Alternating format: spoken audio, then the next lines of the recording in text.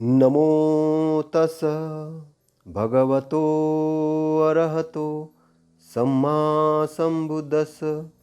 नमो तस् भगवतो अरहतो सम्मा सम्बुद्धस्स। नमो तस् भगवतो अरहतो सम्मा सम्बुद्धस्स। आज हम तथागत के मार्गदर्शन में जो भिक्षु अरहत हुए थे और उन अरहत भिक्षुओं के अस्थियों पर बने स्तूपों का संरक्षण के बारे में बात करेंगे। और तथागत सम्यक संबुद्ध इनके भी अस्थियों पर स्तूप भारत में बने हुए हैं, उसको भी संरक्षण को लेकर हम बात करेंगे। और इसका संरक्षण महत्वपूर्ण क्यों है ये हम समझने की कोशिश करेंगे। तथागत ये चाहते थे कि संसार के अंदर में अरहतों की कभी कमी नहीं हो, क्योंकि जब लोग विद्वान रहेंगे, जब लोग ज्ञानी रहेंगे, जब प्रज्ञावान रहेंगे, वही लोग संसार में मानव मात्र के कल्याण के लिए काम कर सकते हैं। नहीं तो बाकी जो जनता है, जो सामान्य जनता है, संसार के कल्याण के लिए उस लेवल तक जाके काम नहीं कर सकती जिस लेवल तक अरहत कर सकते हैं। क्योंकि अरहत जो भिक्षु होते हैं वो सभी प्रकार के दुर्गुणों से ऊपर उठकर होते हैं,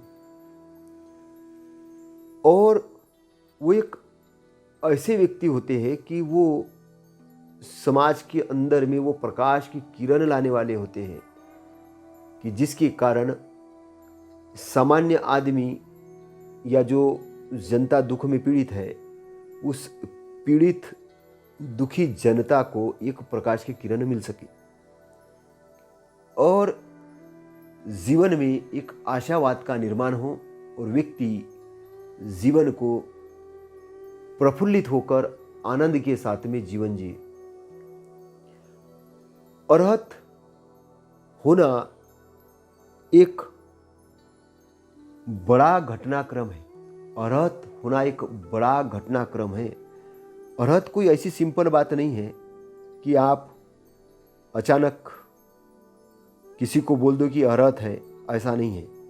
क्योंकि हमारा जो शरीर है ये आज जिस भी स्थिति में है, ये धीरे धीरे बुढ़ापे की तरफ जाने वाला है। और बुढ़ापे की तरफ जाते जाते एक घटनाक्रम सबके साथ होने वाला है, वो है कि मृत्यु इस शरीर की होना है। क्योंकि जो उत्पन्न होता है वह नष्ट होने वाला है। जो भी चीज उत्पन्न होता है वो नष्ट होने वाला है। और इस चीज की जितने जल्दी हमको जानकारी हो जाए उतना अच्छा है। इस बात की जितनी जल्दी जानकारी हो जाए उतना अच्छा है, क्योंकि इसकी जानकारी न होने से ही व्यक्ति कहीं न कहीं अपने बंधनों से छूट नहीं पाता है। क्योंकि वो इस शरीर को परमानेंट मानकर चला है, और जैसे वो शरीर को परमानेंट मानता है तो धन दौलत को परमानेंट मानता है। धन दौलत को, पत्नी को, बच्चों को, अपने पोस्ट को, अपने साम्राज्य को, सब चीज़ को परमानेंट मानता है। और जैसे ही उसको परमानेंट मानता है तो उसके प्रति उसकी आसक्ति तैयार हो जाती है, और जैसे ही उसकी आसक्ति तैयार हो जाती है तो उसको पकड़ के रखने की कोशिश करता है, पकड़ के रखने की कोशिश करता है। और जब चीज़ों को पकड़ के रखने की कोशिश करता है तो जो अनित्य चीज़ है उसको जब वो नित्य मानता है, तब क्या होता है कि गलती से वो अनित्य चीज़ जैसी छूटती है, छूटते हुए दिखती है, तो उसको दुख होता है। क्योंकि सत्य को सत्य नहीं समझना, सत्य को असत्य के तरीके से देखना, सार को सार नहीं समझना, सार को असार की तरह से देखना, और सत्य के प्राप्ति के बारे में सोचते रहना, ये एक अज्ञानी व्यक्ति के लक्षण है। क्योंकि एक अज्ञानी आदमी, एक अज्ञानी इंसान ही अज्ञान में ज्ञान ढूंढता है। ज्ञान में ज्ञान नहीं ढूंढता, अज्ञान में ज्ञान ढूंढता है। और क्या मिलेगा उसको? अज्ञान में ज्ञान नहीं मिलेगा। इसलिए सत्य के तरफ न जाके वो असत्य की तरफ जाता है। तो ये जो स्रोत के अंदर आने के लिए सबसे पहली शर्त जो है कि आपको सत्य को सत्य जानना होगा।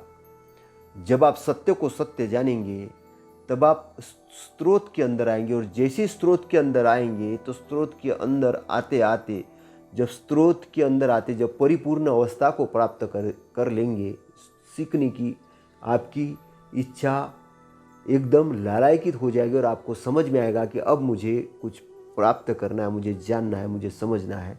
और जब उस डिग्री को, उस बात को आप पूर्णतः समझ लेंगे, प्राप्त कर लेंगे, तब आपको सत्य के दर्शन हो जाएंगे। और जैसे ही आपको सत्य के दर्शन होंगे तब आपको ये समझ में आएगा जो उत्पन्न होने वाला नष्ट भी होने वाला है। जो उत्पन्न होने वाला है वो नष्ट होने वाला है।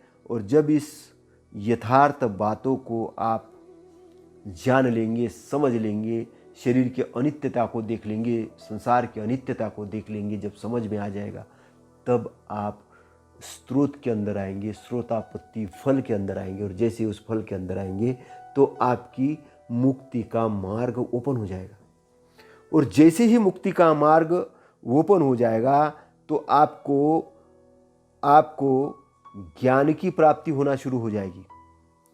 और ज्ञान की जैसे प्राप्ति हो जाएगी तब आप उन वचनों को समझना शुरू करेंगे। और जैसे जैसे आप वचनों को समझना शुरू करेंगे, उस वचनों को अपने अनुभव के आधार पर उतारेंगे। केवल पढ़ेंगे नहीं, उसका प्रैक्टिकल भी करेंगे। और प्रैक्टिकल करते करते कब आप अरहत की अवस्था में आएंगे आपको भी नहीं पता होगा। आपको भी नहीं पता होगा। क्यों नहीं पता होगा? क्योंकि ये घटनाक्रम है। अचानक जब आप पूर्ण रूप से मुक्त हो जाएंगे तब आप अरहत की अवस्था में आएंगे। और इसके लिए कोई ज्ञानी ही जो बुद्धत्व प्राप्त है या अरहत है या कुछ उस प्रकार के व्यक्ति है वही बता सकते कि अरहत हुआ है। क्योंकि अरहत एक बहुत बड़ी उपलब्धि है। जन्म मरण के बंधनों से मुक्ति की अवस्था है। निब्बान के एरिया के अंदर में आने की अवस्था है। परम सुख, परम आनंद की अवस्था में आने की और दुख को पूर्णता समाप्ति की अवस्था है। अब वो व्यक्ति इस शरीर में तो रहेगा लेकिन अपना इंतजार कर रहा होगा किस चीज़ का? अपने बारी का, कि मेरा शरीर बूढ़ा हो जाएगा, मैं शरीर छोड़ दूंगा। अपने आप नहीं छोड़ेगा वो, कि ऐसे अचानक छोड़ दे। अब उसको शरीर के प्रति केवल वो शरीर को अच्छा रखेगा, उसकी देखभाल करेगा, लेकिन वो अरहत प्राप्त व्यक्ति का शरीर एक अलग तरीके का शरीर होगा। उसकी मैग्नेटिक एनर्जी होगी, उस संसार के लिए एक बहुत बड़ा मतलब एसेट होगा। क्योंकि उस व्यक्ति के माध्यम से जो संसार के लिए जो काम होंगे ये बड़े लेवल के काम होंगे। इसलिए संसार के सुख के लिए, संसार के अंदर से मानव मात्र के दुख समाप्ति के लिए तथागत ने आर्य अष्टांगिक मार्ग दिया है। और उस आर्य अष्टांगिक मार्ग को प्रत्येक व्यक्ति अच्छे से समझ के उसको उस अष्टांगिक मार्ग के ऊपर चलने की ज़रूरत है। उसकी एक एक अंग को समझने की ज़रूरत है, उसके अनुभव करने की ज़रूरत है। तो बेसिक स्ट्रक्चर जैसे ही ठीक होगा तब हम उस रास्ते पर चल सकते हैं। और उसके लिए ज़रूरत क्या है? ज़रूरत है कि हम किसी भी घटनाक्रम को कार्य कारण के दृष्टिकोण से देखें कि कोई भी अगर चीज़ है संसार के अंदर जो उत्पन्न हो रही है उसका कोई कारण है ना? सुख है उत्पन्न हो रहा उसका भी कारण है और दुख उत्पन्न हो रहा उसका भी कारण है। तो हमारे कर्म कैसे होने चाहिए? अच्छे कर्म होने चाहिए। अच्छे कर्म किस लिए होने चाहिए? ताकि हमें अच्छा लाभ मिले, अच्छी उपलब्धि मिले। तो कर्म करते वक्त उसके रिएक्शन पर भी ध्यान हो। ऐसे अंधे जैसे कर्म करने की ज़रूरत नहीं है कि अचानक किसी ने बोल दिया कि तुम्हारे भाग्य में ऐसा लिखा था, ये लिखा था। अचानक इस संसार के अंदर कोई घटनाक्रम नहीं होता, सुनियोजित तरीके से होता है, सुनियोजित तरीके से होता है, कैलकुलेटिव तरीके से होता है। लेकिन ये किसको पता चलता है? जिसकी प्रज्ञा जगी होती है, जिसका विजडम जगा होता है, जिसको कार्यकारण की सिद्धांत की जानकारी होती है, उसके एनालिसिस पावर की जानकारी होती है, तब वो अच्छे आचरण के अंदर जाता है। और अच्छे आचरण के अंदर इसलिए आता है ताकि उसको उस विजडम की प्राप्ति, उस प्रज्ञा की प्राप्ति हो। और उस प्रज्ञा की प्राप्ति से ही उसको सम्यक दृष्टि की प्राप्ति होती है, सम्यक दृष्टिकोण निर्माण होता है, राइट दृष्टिकोण निर्माण होता है, राइट इंटरनल दृष्टिकोण निर्माण होता है। और वो एक भूमिका है, एक चाबी है आपके बंद द्वार को ओपन करने की, सत्य के मार्ग को ओपन करने की। तो अरहत भिक्षु से इस चीज का क्या संबंध है? इस चीज का संबंध है क्योंकि जब मार्ग ओपन होगा तभी आपके जो संकल्प होंगे वो सही संकल्प होंगे। आप संकल्प लेंगे कि प्राणी मात्र का संरक्षण करना है, आप संकल्प लेंगे कि मुझे अच्छाई की स्थापना करनी है, आप संकल्प कर लेंगे कि मुझे अहोभाव वाला होना है, करुणा वाला होना है, आप संकल्प लेंगे कि मुझे किसी के साथ बुराई नहीं करनी है, किसी के साथ अच्छा ही करनी है, सबके साथ अच्छा ही करनी है। आपका जीवन एक अलग तरीके का जीवन होगा। आपके संकल्प एक प्रज्ञा वाले संकल्प होंगे, बड़े संकल्प होंगे। आपकी जब वाणी होगी, वाणी भी बहुत मधुर होगी, अच्छी होगी और बेमतलब की नहीं होगी, काल्पनिक नहीं होगी, उद्देश्यपूर्वक होगी, ज्ञान वाली होगी, लोगों को तारने वाली होगी, प्रोग्रेस करने वाली होगी, लोगों को अपलिफ्ट करने वाली होगी, उनके दुख दूर करने वाली होगी। आपके वाणी के अंदर में दम आना चालू हो जाएगा, वो है ना। और आपके जब वाणी बहुत अच्छी हो जाएगी, वाणी के साथ साथ में आपके कर्म बहुत अच्छे हो जाएंगे। आपके कर्म जो कार्य करेंगे आप चाहे वाचा से कार्य करेंगे, चाहे आप मन से कार्य करेंगे, आप शरीर से कार्य करेंगे। मन से जो भी आप चीज़ सोचेंगे वो बहुत अच्छे तरीके से सोचेंगे, अच्छी सोचेंगे, पॉजिटिव सोचेंगे। विजुअलाइजेशन जो होगा वो बहुत अच्छे लेवल का विजुअलाइजेशन होगा, आपका बहुत ज़बरदस्त तरीके का विजुअलाइजेशन होगा। आप किसी के बारे में, अपने बारे में बहुत अच्छा सोचेंगे, आपकी वाणी है अच्छी निकलना शुरू हो जाएगी। आपके शारीरिक कर्म है ये अच्छे हो जाएंगे। शरीर कर्म से, शरीर के माध्यम से आप किसी को दुख देने के बारे में नहीं सोचेंगे, अच्छा ही करने के बारे में सोचेंगे, क्योंकि आपका तीनों का तीनों चीज़ें अच्छे से चलना शुरू हो जाएगी। तो आपके मन के कर्म, वाणी के कर्म और शरीर के कर्म बहुत अच्छे हो जाएंगे। तो ये सम्यक क्रमांत के अंदर में आएगा। और सम्यक क्रमांत के अंदर में जब आएंगे तो जब आप आजीविका करेंगे, क्योंकि प्रत्येक व्यक्ति को जीवित रहने के लिए आजीविका की ज़रूरत होगी। और आजीविका की जब ज़रूरत होगी तो वो क्या करेगा, उसकी आजीविका बहुत अच्छी होगी। वो आजीविका के अंदर ऐसे कर्म करेगा कि जिससे लोगों का भला हो। आप डॉक्टर बनेंगे तो अच्छे लेवल के डॉक्टर बनेंगे। ये नहीं कि ज़बरदस्ती किसी का बाईपास कर रहे हो, ऐसे नहीं बनेंगे। ज़बरदस्ती किसी का ज़बरदस्ती कुछ भी बिल निकाल रहे, ऐसे नहीं बनेंगे। आप एक्चुअल मानवतावादी बनेंगे, करुणा वाले बनेंगे। अगर आपकी आजीविका, आप एक अच्छे राजनेता है तो एक अच्छे राजनेता बनेंगे। आप लोक हित में काम करेंगे। आप एक अच्छे प्रवचनकार है तो एक अच्छे प्रवचनकार बनेंगे। वहाँ पे लोगों के साथ धंधलाई नहीं करेंगे। व्यापारी बनेंगे तो अच्छे व्यापारी बनेंगे। तो आप जो भी व्यवसाय कर रहे होंगे, आप लेखक बनेंगे तो इसलिए नहीं लिखान करेंगे कि लोग आपकी बुक को पढ़े और आपको बहुत सारे पैसे, आप इसलिए लिखेंगे कि लोगों को फायदा हो। तो हर चीज़ आपका बैलेंसिंग होना। आप किसान बनेंगे तो अच्छे किसान बनेंगे। आप अगर कोई भी चीज़ करेंगे, आप अच्छे ड्राइवर है तो अच्छे ड्राइवर बनेंगे। हर चीज़ जो आप करेंगे अच्छी चीज़ का करेंगे तो आपकी आजीविका बैलेंसिंग आजीविका बनेगी। लेकिन आप किसी के लिए यहाँ पर सम्यक आजीविका के अंदर ये नहीं आता कि आप चोरी करके, डाका डाल के, किसी का गलत ये करके, वो आजीविका सम्यक आजीविका के अंदर नहीं आता है। आप हिंसात्मक तरीके से या गलत दुरुपयोग से, शासन का, पोस्ट का, हर चीज़ का दुरुपयोग करके आप जो कमा रहे होंगे सम्यक आजीविका के विरोध में। तो ये निर्माण क्यों होता, असम्यक आजीविका निर्माण क्यों होती? क्योंकि आपकी दृष्टि ही सम्यक नहीं है, आपकी वाणी सम्यक नहीं है, आपके कर्म सम्यक नहीं, तब आपकी आजीविका गड़बड़ होती। लेकिन ये सब अगर बढ़िया है तो आपकी आजीविका भी बहुत अच्छी होगी। और लोग ये सोचेंगे कि सम्यक आजीविका से के माध्यम से क्या हम अमीर हो सकते? डेफिनेट हो सकते। और अमीर नहीं, परमानेंट अमीर हो सकते। पीढ़ी ने पीढ़ी, आने वाली पीढ़ी या आपकी अमीर होती रहेगी। और संसार के अंदर में जब तक ये अष्टांग मार्ग चलते रहेगा तब तक बहुत सारी चीज़ों की समृद्धि बनेगी, समृद्धि रहेगी। ये कमी होने का मूल कारण क्या है कि लोग कोई भी चीज़ को स्टोर करके रख देते हैं, हड़प के रख देते हैं और नाटक करते हैं कि हमारे पास कुछ भी नहीं है, और एकदम से अभाव की घटना शुरू हो जाती है। तो अभाव पैदा करने वाले लोग ही अज्ञानी लोग हैं, जो हर चीज़ को स्टोर करके रखते, किसी के दान के लिए, किसी अच्छाई के लिए, किसी अच्छे चीज़ के लिए उसका उपयोग नहीं करते हैं। इसलिए आज देखो तो आपको शिक्षा का स्तर है तो वो भी ऐसे तंत्र तैयार करते हैं कि इतनी फीस देनी ही पड़ेगी, नहीं तो ये नहीं। सरकार देखो तो बोले हम शिक्षा नहीं दे सकते, स्वास्थ्य नहीं दे सकते फ्री में। तो तो फिर टैक्स किस लिए लेते हैं? क्योंकि राजनेता सोचता है कि मैं रोड बनाने के लिए ले रहा हूँ। अच्छा, रोड किस लिए बनाते हैं? लोगों के लिए बनाते हैं। लोग क्या इधर से उधर जाए बस, उसके अलावा क्या लोगों को केवल इधर से उधर ही भगाना है? उसको अच्छी शिक्षा की ज़रूरत नहीं है कि वो अच्छा आचरण करे, अच्छा वो सन्मार्ग के माध्यम से जिए? क्या अच्छी शिक्षा की ज़रूरत नहीं? फिर उसको स्वस्थ रहने के लिए एजुकेशन की ज़रूरत नहीं है? फिर अच्छा भोजन की ज़रूरत नहीं है? इसकी उपलब्धि के लिए, इसके कार्य के लिए क्या सिस्टम है, क्या है? ये सोचने की ज़रूरत है। ये सोचेगा कौन? जो ज्ञानी होगा। जो अज्ञानी होगा उसको क्या लेना देना? वो तो हर चीज़ को स्टोर करने की कोशिश करेगा, अपने रिश्तेदार दोस्तों को उसको देने की कोशिश करेगा, सरकारी मालमत्ता बेचने की कोशिश करेगा। तो ये सम्यक आजीविका के अगेंस्ट की बात है। तो सम्यक आजीविका के बाद में आता है सम्यक व्यायाम, सम्यक एक्सरसाइज। बॉडी के अंदर में, ब्रेन के अंदर में, चित्त के अंदर में जो चीज़ें गलत चली गई है, जो गलत चली गई तो उसको गलत को निकालना, पहले गलत को समझना, फिर गलत को निकालना, और निकाल के उसको पूर्णतः स्वच्छ करना।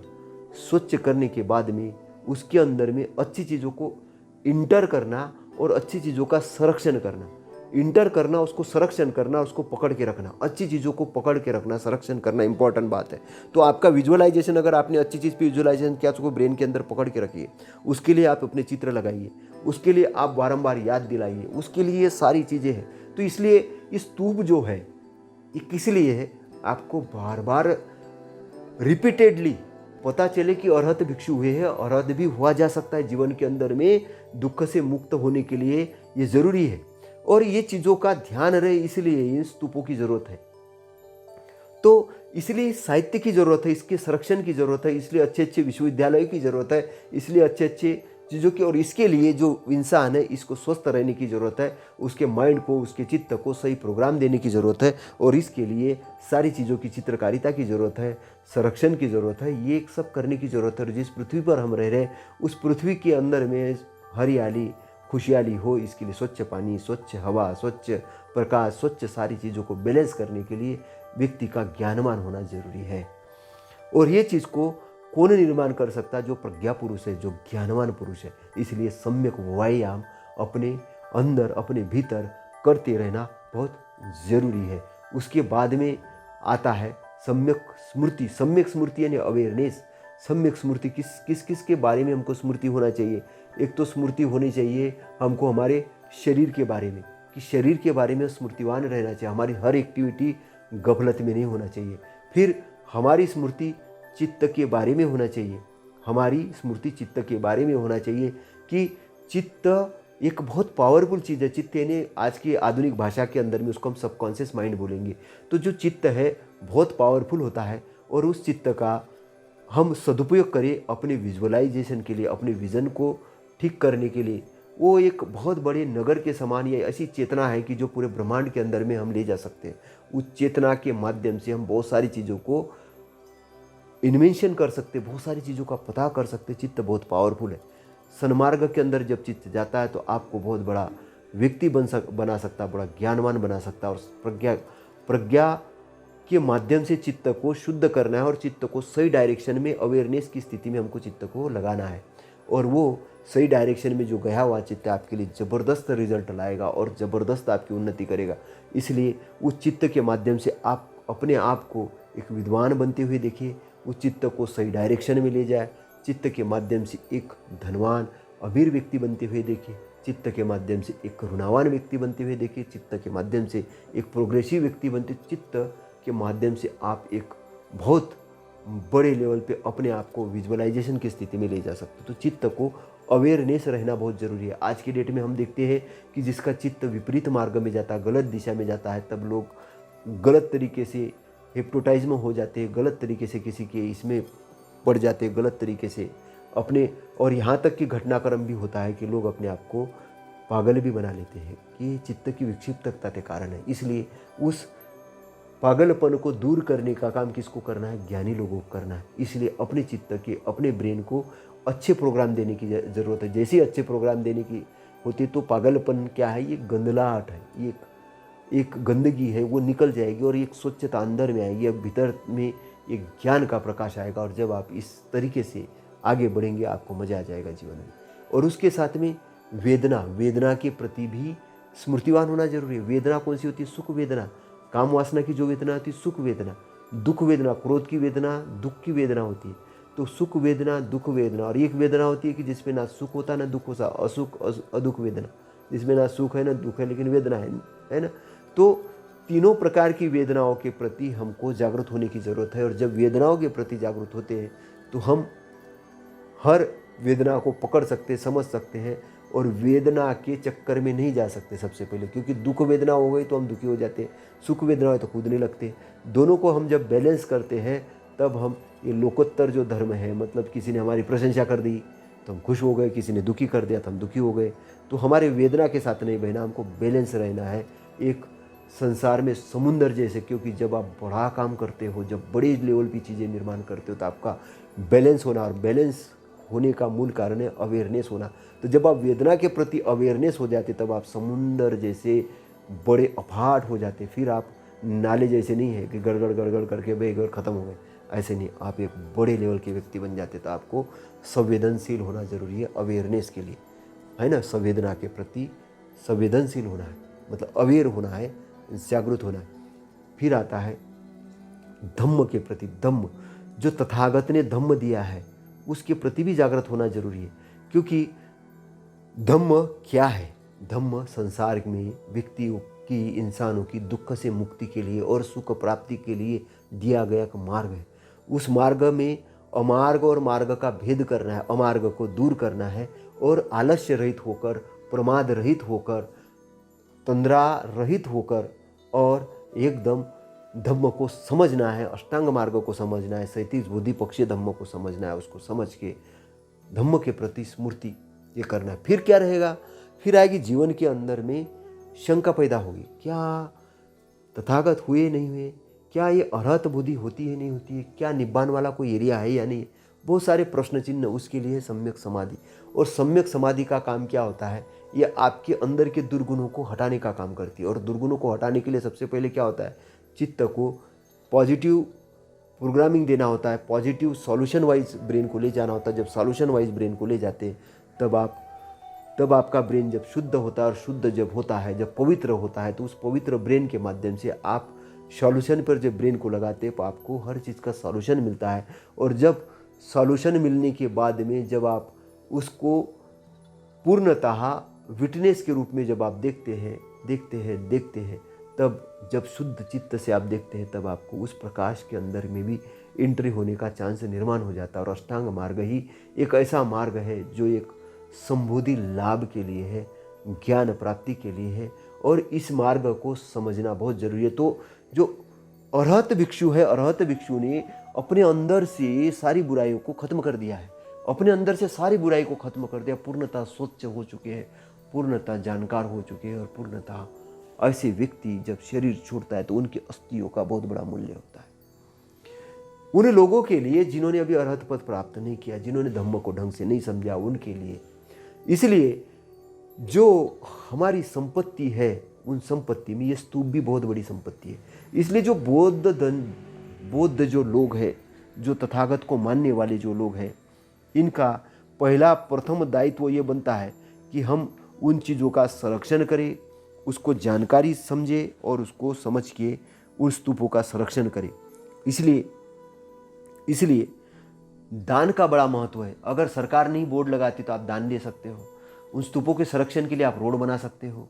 तो आपको ऐसा नहीं कि अब लोग क्या अपने लिए भवन बनाते, बड़े बड़े भवन बनाते, एक भवन बनाते, फिर दूसरा बनाते, फिर तीसरा बनाते, लेकिन उस भवन के संरक्षण के लिए जो ज्ञान की जरूरत है उस ज्ञान का निर्माण ही नहीं करते। इसलिए बड़े बड़े लोग पीड़ित हैं, अपने बच्चों से पीड़ित है, क्योंकि उन्होंने वो ज्ञान का निर्माण करने का काम ही नहीं किया। और बच्चे भी आज ये सोचते हैं कि पापा ने तो सब कुछ करके रखा, मुझे क्या करने की जरूरत है, तो उसको भी ज्ञान से दूर रख रहे हैं। वो जो भी संपत्ति हो, पिताजी की संपत्ति है, आपने निर्माण करने की काबिलियत हासिल की है क्या? नहीं की है। आपने ये सोचा कि पिताजी मेरे लिए सब कुछ करके दे, मुझे तो कुछ नहीं करने की जरूरत, तो आपको आपकी काबिलियत तो गई काम से।